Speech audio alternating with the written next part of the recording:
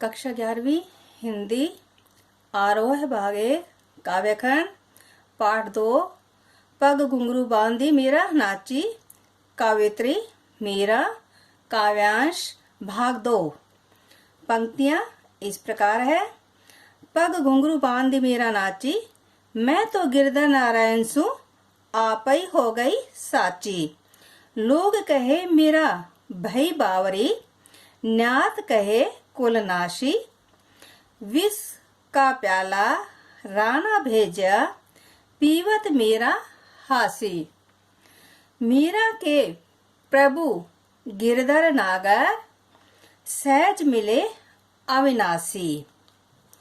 शब्दार्थ है पग यानी पैर, नारायण यानी ईश्वर श्री कृष्ण, आपई यानी अपने ही आप बिना प्रयास, साची यानी सच्ची, भई हो गई, बावरी पागल, न्यात कुटुंब के लोग, कुलनाशी कुल का नाश करने वाली, विष यानी विष, भेजा यानी भेजा, पीवत यानी पीती हुई, हांसी यानी हंस दी, नागर यानी चतुर, सहज स्वाभाविक रूप से, अन्यास स्वाभाविक रूप से या अन्यास, अविनाशी जिसका विनाश न हो। प्रस्तुत काव्यांश में मीरा ने प्रभु श्री कृष्ण की भक्ति में पूरी तरह लीन होने के भाव की अभिव्यक्ति की है।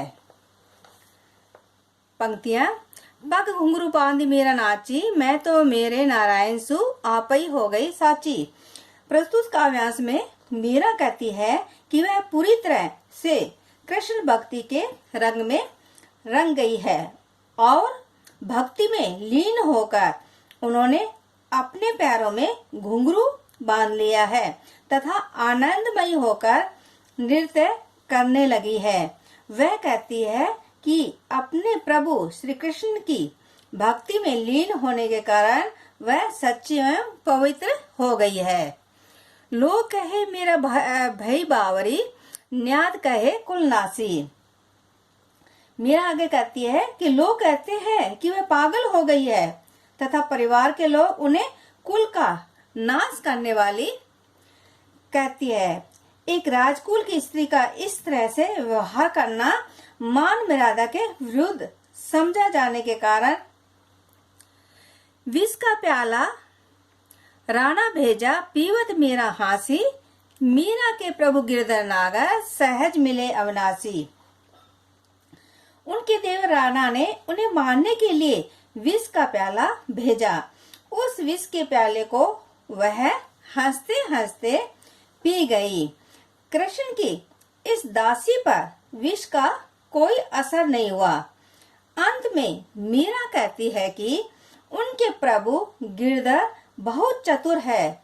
मुझे सहज ही उस अविनाशी प्रभु के दर्शन हो गए हैं। काव्य सौंदर्य।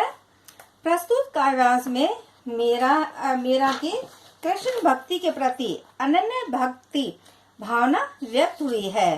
ब्रज भाषा मिश्रित राजस्थानी भाषा है।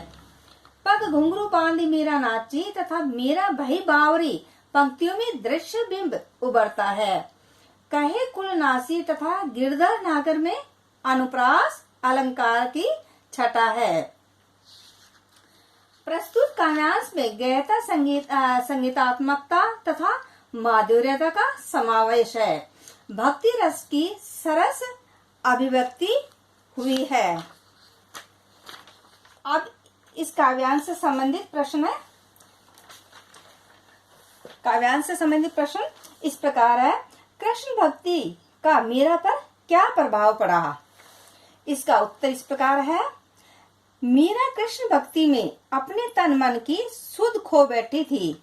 वह भक्ति भावना में लीन होकर मंदिरों में जा पैरों में घुंघरू बांध नाचती गाती थी। दूसरा प्रश्न इससे है। मैं तो मेरे नारायण सु आपई हो गई साची पंक्ति के माध्यम से काव्यत्री क्या कहना चाहती है? प्रस्तुत पंक्ति के माध्यम से कवयित्री मीराबाई यह कहना चाहती है कि श्री कृष्ण की शरण में जाने से अर्थात उनकी भक्ति में लीन होने से ही वह बिना किसी प्रयास के पवित्र व शुद्ध हो गई है।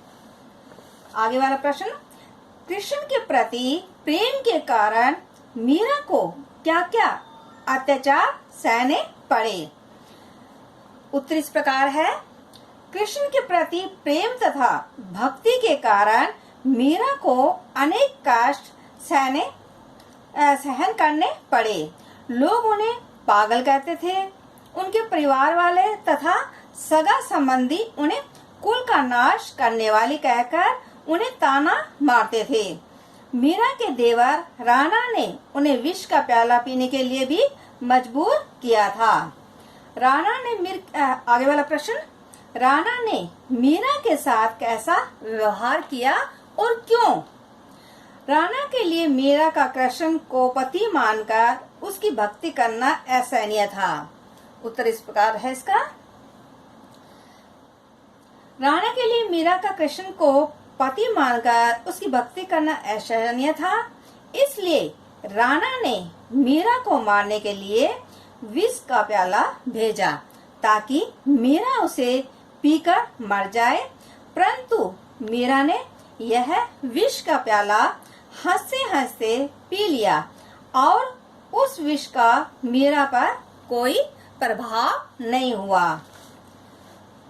अब इनका इससे सौंदर्य बोध संबंधी प्रश्न इस प्रकार है, मीरा के पद के शिल्प सौंदर्य का वर्णन कीजिए।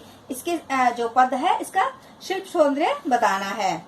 तो इसमें क्या आएगा, प्रस्तुत पद में ब्रज भाषा मिश्रित राजस्थानी भाषा के प्रयोग से मीरा ने अपनी भक्ति भावना को बड़ी सहजता से अभिव्यक्त किया है।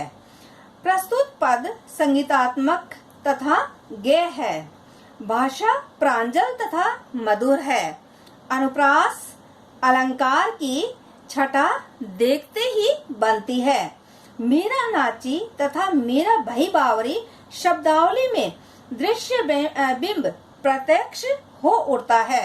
मीरा ने अपने प्रभु को कई नामों से संबोधित किया है, जैसे नारायण, गिरधर, नागर, अविनाशी इत्यादि। इससे काव्य सौंदर्य बढ़ गया है।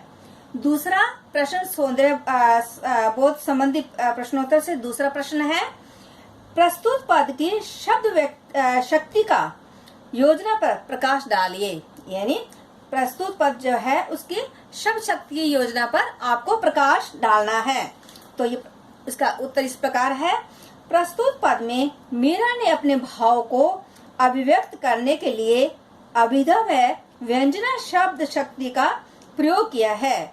उनके द्वारा यह कहना कि विष का प्याला राणा भेजो पीवत मेरा हांसी, जहाँ अभिधात्मक रूप में ईश्वर भक्ति करने के कारण उनके द्वारा सहे गए कष्टों का उल्लेख करता है, तो व्यंजनात्मक रूप से वह उनके परिवार के लोगों द्वारा ईश्वरीय महिमा से अपरिचित होने पर व्यंग्य है। अतः काव्यांश में अभिधा और व्यंजना दोनों शब्द शक्तियों का भली भांति प्रयोग किया गया है।